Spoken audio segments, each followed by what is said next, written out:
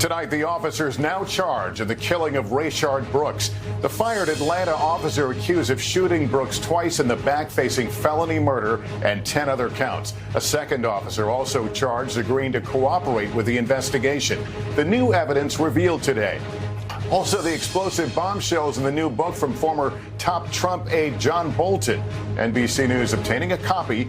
Bolton claiming the president asked China to help him get reelected. Ahead of the president's rally in Tulsa, Oklahoma, breaking its single-day COVID record. Supporters already lining up. The new warning from local officials. Plus, the alarming rise in cases in at least 19 other states. Arizona, Florida, Texas, all setting new records this week. My one-on-one with the NYPD commissioner, what he said when I asked, was there anything in these weeks of police and protester clashes that embarrassed him? Our NBC News exclusive, the governor of Virginia speaking out more than a year after his own blackface scandal surfaced. How he says the firestorm has driven him to confront his state's Confederate past. An image overhaul. Aunt Jemima going away. And it's not the only brand planning a major change. This is NBC Nightly News with Lester Holt. Good evening, everyone. Breaking tonight, charges filed against two white Atlanta police officers of the fatal shooting of a black man after an arrest turned into a struggle over a taser gun. The now fired officer who shot a fleeing Rayshard Brooks has been charged with felony murder and several other counts. His partner also charged. A swift turn of events 6 days after what began as a polite interaction turned deadly. Blaine Alexander has late details. As Rayshard Brooks lay dying in a Wendy's parking lot, prosecutors say the Atlanta police officer who shot him walked over and kicked him. The other officer stood on his shoulders, neither rendering aid for more than 2 minutes, according to District Attorney Paul Howard, today announcing both officers will face charges. We concluded and considered it as one of our important considerations that Mr. Brooks never presented himself as a threat. Former Officer Garrett Rolfe, who pulled the trigger, facing 11 charges, including felony murder. Howard says after firing the shots, the officer said this. The utterance made by Officer Rolfe was, "I got him." The second officer, Devin Brosnan, charged with aggravated assault and violating his oath. Brooks was fatally shot last Friday at a Wendy's drive-thru. When officers responded, they found him asleep in his car. Put your mouth over the mouthpiece, pull as hard as you can until I tell you to stop. Investigators say after Brooks failed a sobriety test, I think you've had too much to drink to be driving. Officers moved to arrest him. Put your hands on your butt. Brooks began to struggle. Stop fighting! You're gonna get tased! You're gonna get tased! Stop. Investigators say he grabbed one of the tasers and ran. In this video, turning around and firing the taser at officers before he shot twice in the back. In a statement released before the DA's press conference, lawyers for Rolfe called his actions justified, saying, fearing for his safety and the safety of the civilians around him, Officer Rolfe dropped his taser and fired his service weapon at the only portion of Mr. Brooks that presented to him, Mr. Brooks' back. The lawyers say Rolfe immediately called for help when Brooks fell to the ground and gave him first aid, adding that when Brooks' pulse stopped, Rolfe immediately began CPR until EMS arrived. For Brooks' widow, Tamika Miller, today's details are yet another devastating blow. I was very hurt. I didn't imagine being there because I don't know what I would have done if I would have seen that for myself. But I felt everything that he felt just by hearing what he went through. And it hurt. It hurt really bad. And both officers have until 6 p.m. tomorrow to turn themselves in. Now, tonight, we're also hearing from an attorney for Officer Devin Brosnan, who says that Brosnan also gave first aid to Brooks and is cooperating with the investigation. But contrary to what the prosecutor said, he has not agreed to be a witness for the prosecution. Now, Brosnan's attorney is also slamming the DA for what he calls a rush to misjudgment. Lester? Blaine Alexander tonight. Thanks. Another story developing late today. Former National Security Advisor John Bolton is offering a stinging assessment of his former boss, President Trump, in excerpts of his new book that were just revealed. Here's Peter Alexander. Tonight, a blistering portrayal of President Trump from his former National Security Advisor John Bolton. Bolton writes the Trump presidency is not grounded in philosophy, grand strategy, or policy. It is grounded in Trump. adding, "I'm hard-pressed to identify any significant Trump decision during my White House tenure that wasn't driven by re-election calculations." In a copy of his book obtained by NBC News, Bolton writes during President Trump's trade negotiations with China, he was pleading with President Xi to ensure he'd win, offering to reduce tariffs in exchange for some increases in Chinese farm product purchases to help win the crucial farm state vote. Bolton writes the president at points was willing to halt criminal investigations to in effect give personal favors to dictators he liked, citing cases involving China and Turkey, writing, "The pattern looked like obstruction of justice as a way of life." Bolton says he reported his concerns to Attorney General William Barr, but he acknowledges they are not necessarily impeachable offenses and that he does not know everything that happened. Bolton, who left last year, he says he resigned, the president says he fired him, also makes more personal allegations, saying the president asked if Finland was a part of Russia, and that during a meeting, Secretary of State Mike Pompeo passed him a note insulting President Trump, saying he is so full of expletive. The White House has not responded to Bolton's accusations, but the Justice Department yesterday filed suit to delay publication, arguing Bolton never completed a mandatory review to protect national security secrets, and says the manuscript is rife with classified information. Any conversation with me is classified. Then it becomes even worse if he lies about the conversation. Bolton's lawyer has denied the book contains classified information and says the administration dragged out its review process to keep the president from being embarrassed. So far, neither the Attorney General nor Secretary of State has responded to Bolton's accusations. Lester? Peter Alexander in a rainy White House lawn there. Thank you. Tonight, the president is looking toward his first big campaign rally in months, despite the risks of drawing tens of thousands of people together. With more on that, here's Kristen Welker. With just 3 days until President Trump's rally in Oklahoma, Trump supporters already camping out. I'm not any more concerned about the coronavirus in the BOK than I am in Walmart. At the White House, the president determined to move forward. When you come to the rally, as if any event, you assume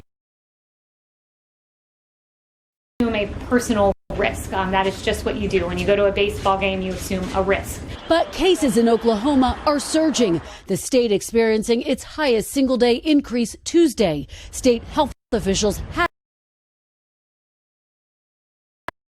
had asked the campaign to postpone the event, but now that it's moving forward, they're urging masks and social distancing. We're concerned. I mean, people coming together without taking precautions is what causes the virus to transmit. Even the nation's top infectious disease expert said he would not attend a big rally right now. Dr. Anthony Fauci telling the Daily Beast overnight, "I'm in a high-risk category. Personally, I would not. Of course not." On the trail, Joe Biden sharply critical today. Donald Trump's failure to fight the coronavirus with the same energy and focus that he uses to troll his enemies on Twitter has cost us lives. The president looking to energize his base with a rally that's high risk and high stakes. Kristen Welker, NBC News, Washington. Beyond Oklahoma, the number of COVID cases is on the rise in many other states, raising the question, is this a second wave or still part of the first? Sam Brock has more. In Arizona, hospitalizations hit another high today. This Banner Medical Center nurse exhausted from her shift in the ICU. You try to reassure them that it's gonna be okay, and then it's not. The governor says the cases are higher because they're testing more people, but public health experts say the more important statistic is the percentage of people testing positive. The fact that it's going up is really quite concerning. It's not just a matter of more cases that we're testing, but also a lot more people are getting the COVID virus.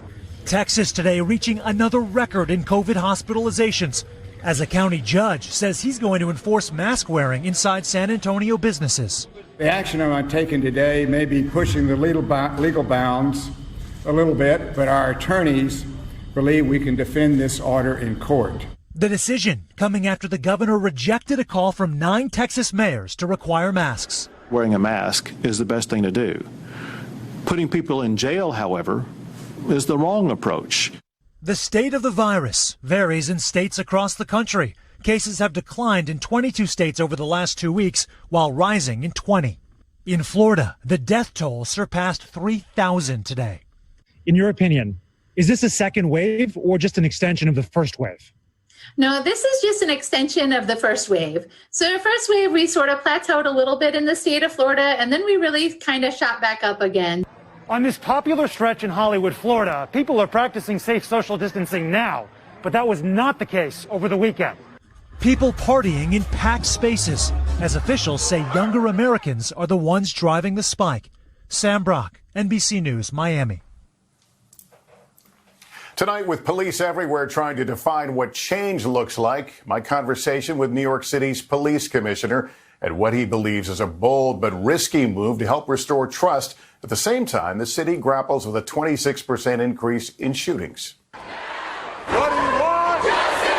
Their demands for change have thundered through halls of justice across the country, and with unusual speed, cities are making changes. Tonight, NYPD Commissioner Dermot Shea is speaking out about his move to disband a 600-member plainclothes anti-crime unit he considers the last vestige of stop and frisk. You are reassigning hundreds of cops who otherwise would be going after people with guns right now at a time that gun violence is increasing in this city. Is that a good thing for policing or a good thing for the community? I think it's a good thing for both. It's listening to the community. It's building trust with the community. It's not without risk. And that's being brutally honest. I worry about rising crime, but I do know that we can do things differently. I want to be clear to the community, too. We're not stepping away from keeping New Yorkers safe. Is the culture of the NYPD part of the problem, part of the lack of trust between the community and police? Yeah, I think so. I think so. Like any great agency, we are a proud agency. It's made up of, I think, the best this city has to offer. But we also have to look inward at times, and we're not imperfect. I asked about those clashes between police and protesters, police at times targets, and some officers accused of going too far. Was there a moment over the last couple of weeks that left you feeling embarrassed or left you feeling, oh my God, they're right? My overwhelming feeling over the last 2-3 weeks is proud of the work that law enforcement has done in this city under extremely difficult circumstances. I'm talking about bricks, fire extinguishers, being shot at, being stabbed, having Molotov cocktails thrown. I am proud of what they did. We made mistakes. Did I see isolated incidents and take swift action because the actions were wrong? Absolutely. Then there are the calls to defund police. Some city officials proposing $1 billion cut to the NYPD budget. What's your reaction to that? I went on record a couple weeks ago in saying that I would take money from my budget and push it towards youth programs. That was the easiest decision I've ever made as the police commissioner. I think it's the right thing to do. But when you talk about defunding, I get very concerned when we talk about, Lester, cutting headcount at a time when we do have, unfortunately, rising crime. He says scrapping the anti-crime unit is just one step. Criminal justice reform advocates agree more is needed. We have to end violence and over-enforcement and overreach, and we have to invest in services that keep our neighborhoods and communities safe. That's the work that has to happen above and beyond what the NYPD is starting to do. Would you have made this change if not for the protests? What I can tell you is, well over a year ago, I was thinking about this. I think it's impossible to answer totally without being in that situation. Maybe not. As marches continue, the commissioner says his officers are providing security, but they are not interfering. In 60 seconds, our exclusive interview with the governor of Virginia over a year after a racist photo scandal, the changes for him and for his state. We're back now with our NBC News exclusive. Virginia's governor speaking out more than a year after a racist photo scandal and telling Jeff Bennett how it opened his eyes to racial inequality. Virginia Governor Ralph Northam says the country's current racial awakening is long overdue. A lot of people that look like me have learned a lot, and people are now standing up and saying enough is enough. Perspective from a Southern governor who last year faced a national uproar after a conservative blog found and published this racist photo from his 1984 medical school yearbook page. Northam initially apologized and said he was in the photo. We were there the next day when he reversed himself. I am not either of the people in that photo. You're saying that you had no idea this racist photo existed before it surfaced less than 24 hours ago. That's correct. The firestorm nearly forced him from office. You still contend you're not one of the two men in that photo? Yes, we've had 2 very thorough investigations, and those investigations showed no evidence of me being in the picture. But I will tell you, Jeff, this isn't about me anymore. This is really about Virginia. It's about this country. It's about black oppression. It's about systemic racism. Northam at the time resisted widespread calls to resign and instead pledged to focus the remainder of his term on addressing racial inequities. As I have met with people around the state and listened to their views on disparities and inequities that still exist today, I've had to confront some painful truths. What were those truths? What I didn't realize and what I have learned is really that black oppression exists here, is alive and well in 2020. What role do you think white people have to play in pursuing racial justice? I think white people need to listen, and I think they have recognized or are recognizing the pain that exists because of the protest. And I think they also realize that the burden of educating, of making people aware in this country of our 400 years of history, that burden needs to shift from people of color to people that look like me. The governor rolling out more than 50 new proposals and policies that include reviewing how black history is taught in Virginia, ordering the removal of discriminatory laws and language still on the books, and expanding access to voting. On Tuesday, Northam announced a new push to make Juneteenth a paid state holiday. That followed his call to remove the Capitol's colossal statue of Robert E. Lee. These are symbols of divisiveness in 2020 that we can do better than that. A racial reckoning in the former capital of the Confederacy.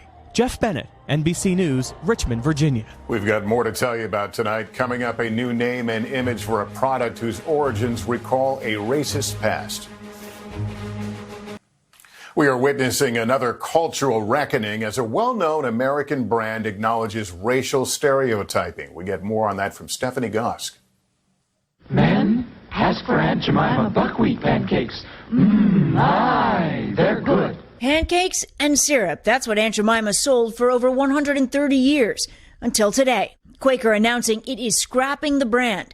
In a statement saying, we recognize Aunt Jemima's origins are based on a racial stereotype. The name and smile taken from a minstrel show in the antebellum South.